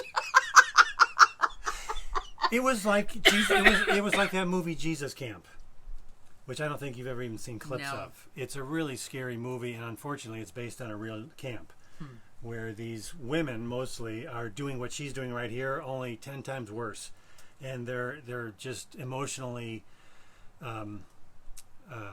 harming children. If you're not crying, you're not doing it right. They have to be crying or speaking in tongues or quivering around. And anyway, this camp we were at, it was right after, not too long after Rich Mullins was hit by the car and died, or he's hit by a truck. Yeah. Rich Mullins was a Christian singer, and unfortunately he was changing a tire on the side of the interstate, and a truck hit him. Either a truck hit him or the truck went by so close that something like the truck fell over, or the tire jack came undone, and his own... He died, anyway. Yeah, he died. It was a tragic, terrible thing. He wrote Our God is an Awesome God. He wrote some really big songs about 25, 30 years ago. Really, really good guy. But this woman we were singing one of his songs, I believe, or they were playing it over the speakers, one or the other. But she was saying to the kids, and that man died! Because she was just trying to think of anything she could to guilt these kids into feeling something. Wow. And the fact that he died had nothing to do with anything they were doing wrong, but she was just trying to work them up into this emotional frenzy. Wow. And it's emotional abuse. Yeah, it is. And she's doing it at a much smaller level, but it's still really irritating me. And I'm sorry if I'm getting overly emotional about this, but this is... Anyway, map. It could be our light in the darkness, and it could ultimately point to the true treasure, the hidden treasure. That you will not explain. I hope today that I'm just motivating you a little bit. This isn't just a Bible that sits or a book that sits on a coffee table. It is life. And if you look at that list of how the Bible describes itself, you guys, if we had those things, guess what? We'd be set for life. Food, water, sweet things, light. Wow. She is not pointing to the Bible as the great story of God's redemption. Right. If you had the Bible, you'd have all these things. I don't even know what she means by that. Well, she took out little excerpts of her message Bible. Yeah. And that's supposed to mean things, or physical needs that we have that we will get. We will be that's so given embarrassing. water, we'll be given food, obviously, we'll have light we can see. These are all kind of like allegories. Yes. That the Bible or God's Word is not literally honey. Right. It's not literally gold. It's better than all these things. And right. She's saying, is that what you think she really meant? Because it seemed like it, but it seemed too embarrassing. It is embarrassing. To think that she would actually say, let's listen to it again. I hope today that I'm just motivating you a little bit. This isn't just a Bible that sits or a book that sits on a coffee table. Yeah, you walk around and hold on to it as a prop. That's what you do with it. It is life. And if you look at that list of how the Bible describes itself, you guys, if we had those things, guess what? We'd be set for life. We already are because of Jesus. What Jesus things, did. Light. See, she didn't mention the redemption. Wow. Right. Redemption is why we have the Bible. Redemption. The story of the Bible, yes. in a nutshell, is God redeeming us. Yes. God saying, you're guilty of sin. Yes. You deserve hell. I'm a holy God. You are sinful people. And I will take your place. I will be the substitute in your place. I will suffer the wrath of God that you deserve. Right. She will not mention that. But she's mentioning how you should be... You should love the Bible and read it more, like she doesn't do in the very service that she's telling. And she's giving you reasons why you should, which doesn't include Jesus Christ dying on the cross for your sins. Right. This is not just a book. By the way, this church is associated with the Assemblies of God. There you go. It is a map. A map to what? I challenge us to take this map. The treasure. That is a treasure. Uh-huh. And leads us to the greatest treasure. Which and is? read it every single day. Read it every day. Ask God to speak to you through it. If you don't have a Bible, and this is where I'm going to get totally practical Pastor Jen on you, okay? If you don't have a Bible, you can download a free app called YouVersion. They're going to put a little slide up for it. Tells you how to download it. Okay. Are you really thinking that your people are so dumb they can't figure out how to download a Bible? They don't know what a Bible... Hey, it's a book that everybody has in their house all over the world. It's the most popular book in the world. Go to any thrift store. There's about 100 of them. She's talking to these people like they don't know what the Bible is. Maybe they really don't. Maybe they don't. Maybe they don't. And they know what an app is. So they can go to the app store and buy it. This is something that is practical. There's something called Bible.com. Like they don't have... So she's going to tell them about the YouVersion, Craig Rochelle's thing. By the way, Craig Rochelle takes the credit for this. And I want to make a video of this, and it's really not that important. But Craig Groeschel gets introduced when he's a guest speaker as the genius behind the U version. And he never says, no, I didn't do that. It was an intern that did, right? Yeah, but in other videos, he has that intern on, and he says, yeah, I didn't know how to do this. The intern did. It's all his idea. But he doesn't correct it when No. he's being introduced as the genius There are behind it. ways for you to have the Bible with you at all times. If you need a physical Bible, go to the bookstore or email us. We will get you one, okay? Or if you want something that helps you with basic ideas that are found in the Bible, grab one of our New Beginnings books. Or you could teach them basic things that are in the Bible while you're supposed to be preaching a sermon. You know, the Bible that says that women are not supposed to be pastors? You know what? She spent how much time complaining and badgering us to Yes, read the badgering. Bible? That's the word I was looking for. Thank you. She hurt my ears. How long I'm has she been trying to head on badgering? a trip and helps you with basic ideas that are found in the Bible. Grab one of our New Beginnings books, okay? No. Grab one of those. No. Or you can download that. They're put. Why is she telling them to get their New Beginnings book, which is not the Bible? Good She's point. telling them to how important it is to read the Bible, and in that very process, she's telling them to get this other book. Because if Because you they're can't not do stupid that, enough to figure out how to read the Bible for themselves. they're not smart enough. They're not smart enough. They're too stupid. So then they need something dumber than the Message Bible. I'm sorry. I don't want to call people stupid. I think that she's calling people stupid. Right. And I think that there are people who really are intellectually challenged, and those are people we need to be sensitive to. But she's assuming that everybody is. Right. And that is how you really keep people at the lowest possible level. Instead of assuming that they're capable of learning something new, you kind of treat them like, well, they can't learn anything, so I have to talk down to them constantly. Yeah, that's a good point. And I can tell you for a fact that this church, like every other seeker-friendly church, has a real problem with retaining people and getting people who are seriously committed because, well, who are they attracting? They're making the entry bar to their church so incredibly low, and they're dumbing everything down so much so that they're getting people that they kind of deserve. And then they complain and pester and badger those people because they're not smart enough, they're not doing enough. Putting a slide up on the screen as well. Download that. It'll explain what the Bible is. It'll explain how to read it. It'll give you some scriptures to start with. Because you guys, if this is the map, may we practically apply it and read it every single day. Because what happens if I'm trying to head on How about if you practically apply it in this Christian church giving a Christian sermon? a trip and I don't look at a map every single moment I'm walking or every single day and know where I'm headed? Today I got to get on I-90. Okay, if we don't, then guess what? We find ourselves off a little bit. That's not even a good illustration. Remember, we go to Chris Roseborough's house. We know the way. I know it all the way there by heart, except when we get to his house. And next time we go, I'll know because I got it memorized now. But getting I-90 is the same road by our house, so Comes right up to our yeah, city. we go places all the time without a map. All the time. We rarely even use a map anymore. Most of us, in our daily routines, we know where we're going. So this is a terrible illustration. Every day. Even if But you know, when you're badgering people nonstop, doesn't matter. it's just a little read every single day. Just a little. Just a you little. need help with any of this, just ask us. Wow. Can I tell you, this is what Okay, do you notice how she always kicks her foot up when Yeah. she's...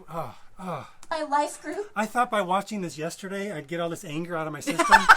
I'm so sorry, but the second time, it's actually getting me more upset than the first two time. are really important. Or growth track are so important. Which brings me to the second essential element for your journey. Let's go ahead and watch this. Oh, here we go. The Goonies use a medallion to help locate the whereabouts of One-Eyed Willie's treasure.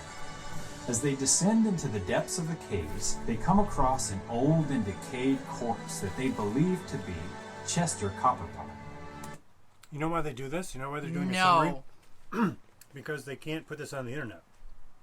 They would be in Copyright strike. Yeah. So what they normally have done with these kinds of idiotic at the movies sermons, and they are idiotic, every single one of them. I've never seen an at the movies sermon ever that wasn't idiotic. The very idea is idiotic, and I'm not apologizing for using a harsh word. But anyway, when they put it up online, they would have to cut that out. They can do it live in person and not get into trouble, but this is on the internet at the very same time that it's also live. So that's why they made They actually had a narrator, and they went and took clips, and they made their own little summary version of the Goonies. What do you do at your church? Oh, I summarize movies and I do the narration. Is this a Christian church? What is this, a movie channel? No, it's a Christian church. That's what we do here. The man that went searching for the treasure all those years ago. With fear and hopelessness gripping the hearts of the Goonies, everyone except Mikey plans to quit and escape the caves. Mikey reminds them why they started this journey in the first place. The treasure. To save their home. Oh, to save the homes. I'm sorry, these pictures are probably really dark on the screen. They're dark here, too. I don't know why the whole thing is really, really dark. Just like her. Never. And remain together. Mikey's courage and perseverance inspires the Goonies to stick together and push on to find One-Eyed Willie's treasure. So they stick together and they persevere. Wow. That's just like what Peter did and Mark after Jesus, you know. She's going to turn this... That's like the theme of, I think, at least half of every movie ever made. Yeah. And she's going to try to use this as something that's in the Bible. So they all continued on their journey together. And they eventually found the treasure. So what's the second essential element that these young people had? Well, it's this. It's the Goonies. It's the Goonies. They had each other. You know, when you are living this adventure, you need a crew of people to journey with you. You know, Chester Copperpot, right? Poor guy. The experienced professional explorer went it alone and didn't make it to the treasure. Went alone, didn't make it to the treasure. The Goonies, young and inexperienced, went together with their map. I can just imagine her. Mom, we're not going to watch that movie again. This was my movie for Friday nights. This was my favorite one. We always... See, kids, the thing about the Goonies is... Exactly. That's why she knows it so well. Because she's been preaching to her poor two boys their entire life about the Goonies. Now she gets this opportunity to badger everybody else about it. I just had to pipe in because I thought it was funny. And they had the adventure of a lifetime. They helped each other. Here she goes again. And then they found the treasure. How awesome is that? You know, I know this is a really simple message today, but it is profound if we will hang on to it and actually exercise it. Well, so she considers it profound. If you exercise it. And hang on to it. Law. Do more, try harder. If you've been going to a church like this and you come away after years and years of it. And you're exhausted and you don't want to go back anymore, I don't blame you. Yeah, don't go back. Go find some place that you'll actually get peace and the truth. I know we speak a lot about the community of faith around here. We talk about life groups, about relationships, about growth track. And if you're around here for maybe any amount of time, you hear it quite frequently. And some of you might even say, you know, watching online or in the room, you're like, why do they keep talking about this? Because it's that important. We were not meant to walk this faith journey alone. Period. You know, we live nowadays in an incredibly individualistic society. It seems that everything is about me. That's why you have a church online where people can watch it all by themselves. Yeah. I mean, seriously. Right. How many people, lady, are watching this all by themselves on their computer at home while you're telling them how it's so important to be in community? Don't have an online church.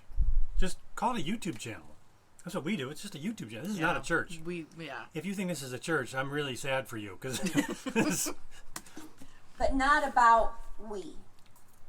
You know, the early Christian church has always been about the we. The Christian church has always been about the we. And if we desire to grow in our faith, it is God's plan. Everybody say God's plan. No. God's plan. All throughout Scripture. For us to do this adventure and grow in our faith with... Wow. How much time does she got left? Oh, way too much. Others in the church. Never by ourselves. Never by ourselves. And we say this all the time around here. We are not just a friendly church, but a family church. Yeah, even though you'll never know me. And I'll Because never see we you. learn how to follow Jesus together in family. You know, the Goonies, right? They went places together.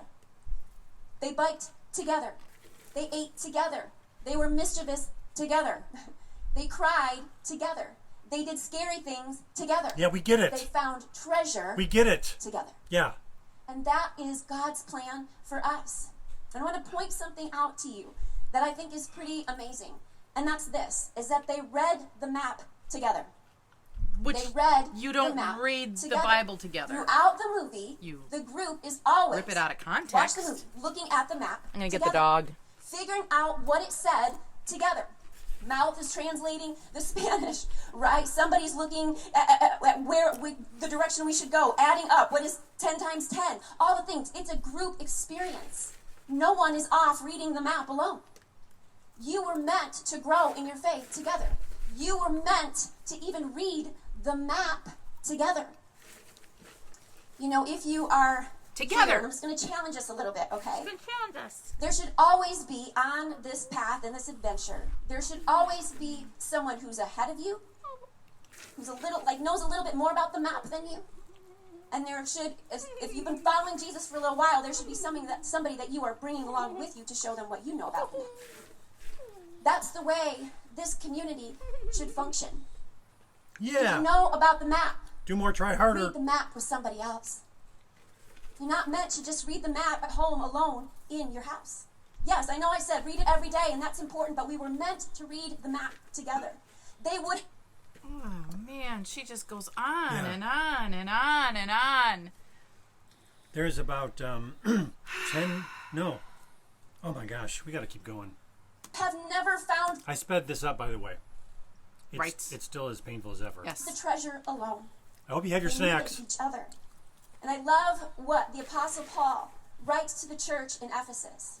In chapter 4, verses 1 through 4, listen to this, you guys. This is what Paul says. Here's what I want you to do. While I'm locked up here, he's writing from prison, a prisoner for the master, Jesus. Well, there we go. There's Paul going through a hard time, right, in his adventure. I want you to get out there and walk. Better yet, run on the road God called you to travel. I don't want any of you sitting around on your hands. I don't want anyone strolling off down some path that goes nowhere. And mark that you do this with humility and discipline, not in fits and starts, but steadily, pouring yourselves out for, there it is, each other. This is the Message Bible. There you go. Each other. Actually, you know, Eugene Peterson, from what I understand, he made this as a paraphrase that was For his supposed- kids. No, that's a Living Bible. That was Ken Taylor. Oh, okay. But he did not intend this to be publicly read in church.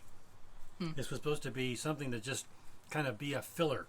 You know, it wasn't supposed to be a Bible. Wow.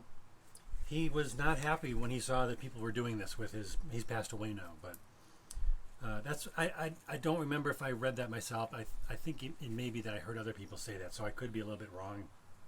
But I'm pretty sure I've heard that more than once. Okay. Acts of love, alert at noticing differences and quick at mending fences. Listen, you were all called to travel on the same road and in the same direction. So stay together, both inwardly and outwardly. Buddy system. Stay together. Same road, same direction. Stay together. Stay together. Gosh, I love the Bible. I love the map. I love it. You know, in closing, I want to challenge you to she's take challenging your us map again. and your people, your Goonies, and jump into this adventure of following Jesus. When was the last time Why? you risked something in your faith? Why should they follow Jesus? You've given no Nothing. reason. There's no gospel. No one. I hope if you're watching this and you were mad at us and you kept this far out of curiosity, I hope you get the idea here. This is really what we're trying to do. We're trying to get you to see how there's an underlying theology Right. that's fundamentally flawed. And what does theology mean? It just means the study of God, study of religion, study Right. of our faith. Theology is what she is doing.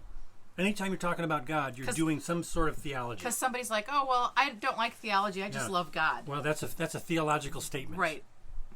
this is just really bad theology, really bad practices for a church. And it's got a bunch of underlying ideas that are there as a foundation. And until you remove those ideas, you're going to keep doing stuff like this.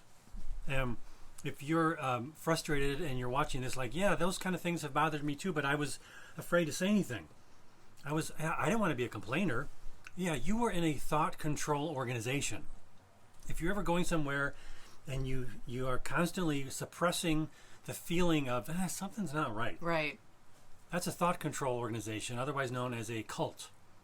Now, I'm not saying this is a cult per se, but there is no critical thinking going on here. None. When have you stepped out and tried something that wasn't comfortable? Join a life group. I know it's scary. I get it, okay?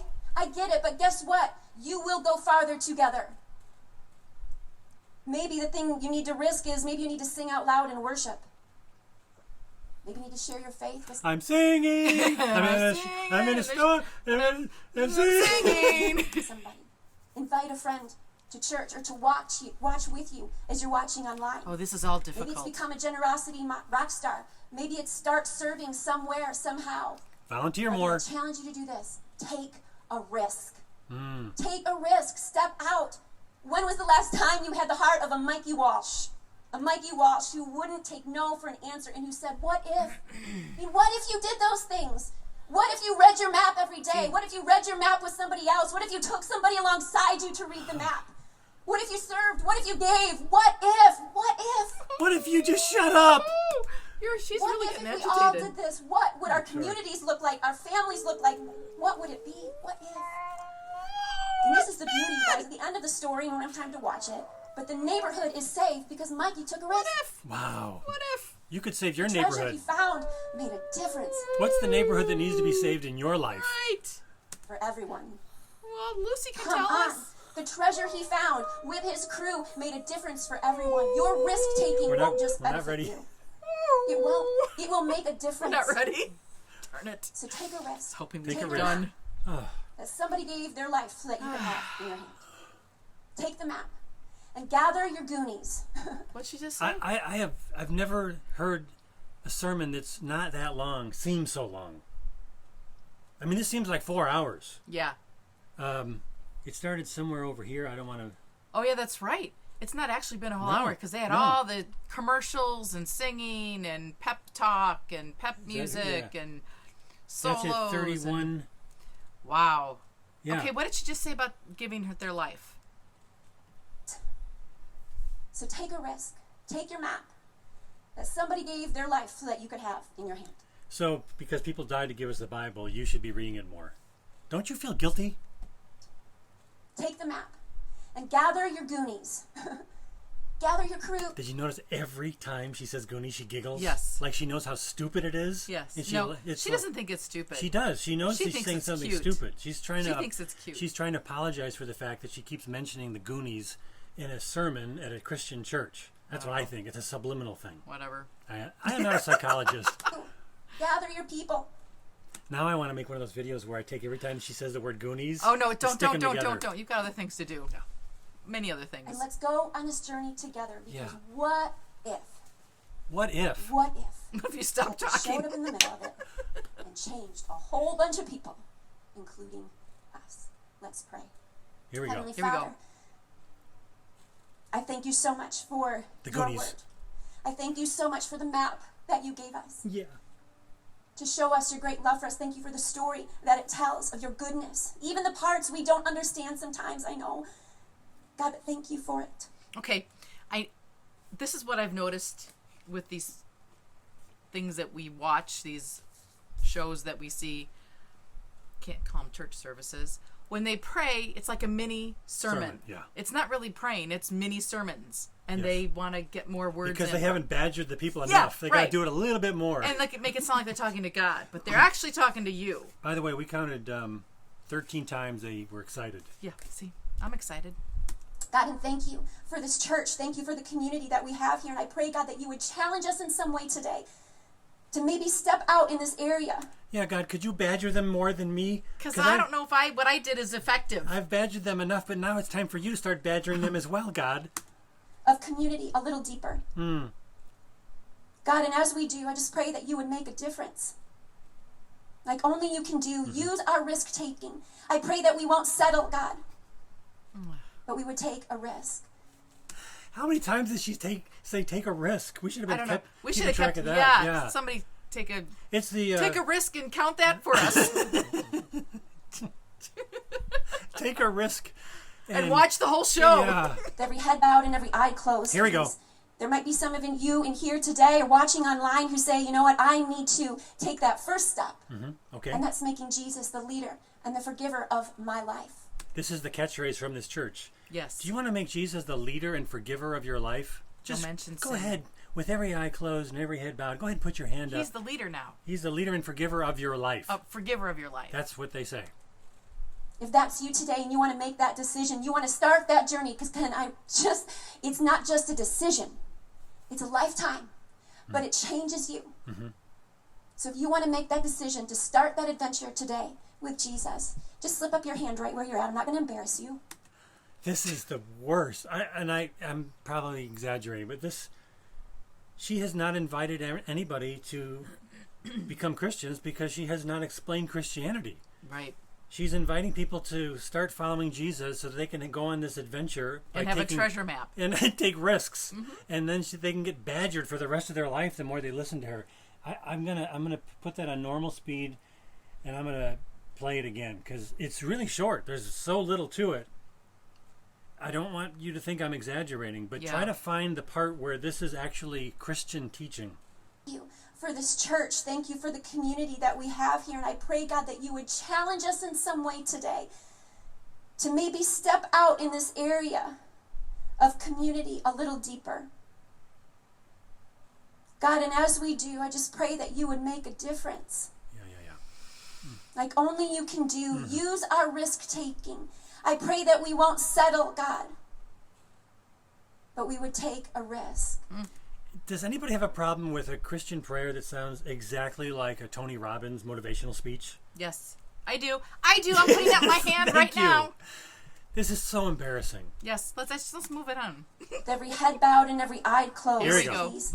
There might be some of you in here today or watching online who say, you know what, I need to take that first step. First step to And do that's what? making Jesus the leader and the forgiver of my life. What does that mean?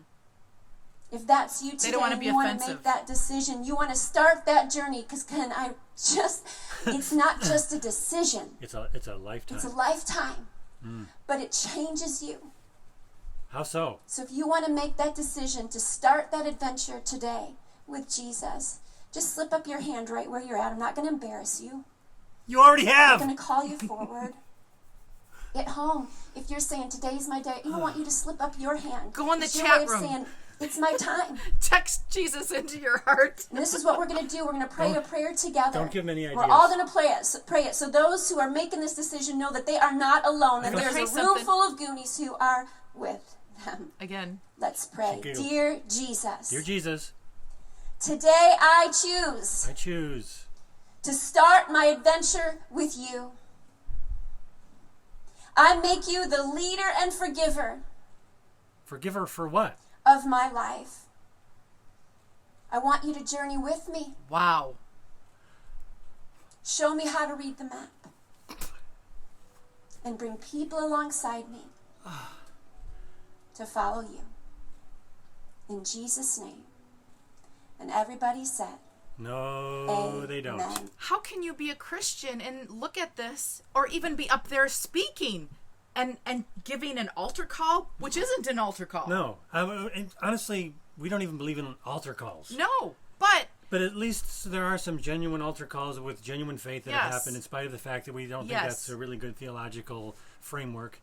Still, you have to explain the gospel in order Yeah. for somebody to then hear the gospel. believe it. Yeah, they have to hear it and believe it. But there is no gospel. I mean, there's Scripture- all law, there's all nagging, there's all Scripture badgering. says that, unless If you how don't- are, if you don't hear the law, No, you don't know what you're guilty of.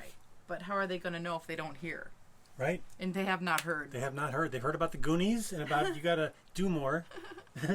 And take risks. Take risks. And find your crew. Okay, she needs to chime in. And you can get her howling really good. She's not listening to me. Oh, okay. Now the guy's going to come in and do like the after the show. Oh. Let's give those. Do they give her a towel? Like, going into the locker room? Why are we clapping yet again? Hey, Wow, what an incredible message. Thank you so much for... What an incredible message. Come on, get her to cry. Get her to... Thank you for this church. Thank you for the community that we have here. And I pray, God, that you would challenge us in some way today to maybe step out in this area of community. Oh my goodness. What do you think, Lucy? Was this a bad sermon? Was there no gospel here? No gospel. Do you like getting badgered? Can you like getting badgered? I don't want to get scolded anymore. It makes me sad to be sad too. Yes. Oh, the badgering and scolding. Okay, everybody. The Heresy Hound has spoken yet again. Thank you, Lucy. Thank you for your words of wisdom. Yeah, more wisdom than what we've heard today. That's the only kind of female teaching that we will permit on this platform. Woo! Okay, where are we at here? Thanks for hanging there with us. This was under 2 hours. Wow. Well, she's shutting. Yeah. So. Let me say the things that I forgot to say last time. A lot of you are asking, what do you think about this church? What do you think about this guy? Can you please look at this sermon? Can you please look at this church? And we can't. And even if we did, we don't want you depending on us or any single person or YouTube channel. You need to take responsibility for your own spiritual life. Yeah. Number one, start reading the Bible for yourself like a grown-up. I'm sorry if I'm insulting, but do it. Certainly do start with the New Testament books, especially, all of them. Doesn't take that long, but the epistles, some of those are really short. You can read them in 20 minutes. But if you want more resources about other ideas, we can't touch every church, we can't touch every movement, we can't touch every false teacher. I have a website called The Messed Up Church. I built it over a course of a number of years, and there are tons of links and articles. I have compilation articles called cornucopia articles, where there's not just one article, but it's a compilation of many articles, like one about Beth Moore, one about Todd White, one about the Word of Faith movement, one about the New Apostolic Reformation. So there's tons of stuff there, and so I really want you to become better at researching for yourself. There are links to other entire websites there. And that gives you confidence to know why you believe what you believe. You need to know that for yourself. And why, when you're hearing this, it doesn't sound right, or why that person that you've been following or your sister is following doesn't sound right. Yeah, there's something off, but I can't quite put my finger on it. There's a lot of layers that have to get peeled away. And I'm still learning too. And it's going to take time. I also want to remind you that I have recommended channels right there on our YouTube channel. There's a bunch of them. And there's ones that are there that you see right away. And then if you click on it, there's more. And then if you click on my total number of subscriptions, there's even more. But Chris Roseborough's there. Daniel Long's Long for Truth channel is there. Justin Peters is there. There's our own church. If you want to see what our church service looks like, it's called Risen Savior Lutheran Church. I would love for you to watch those sermons and see what a biblical church looks like. There's a bunch of other ones. So please do your own research. We're not saying this because we're mad that you're asking questions. We just know that, number one, we can't answer them all. And number two, we really shouldn't be doing your job for you in that sense. Our ultimate goal is that you never have to go through this ever again, and you find a good church with a good pastor. And a good pastor is going to do all the stuff that you need that we can't do. Right. And what we really love hearing is people saying, I was always uncomfortable with this and I didn't know why.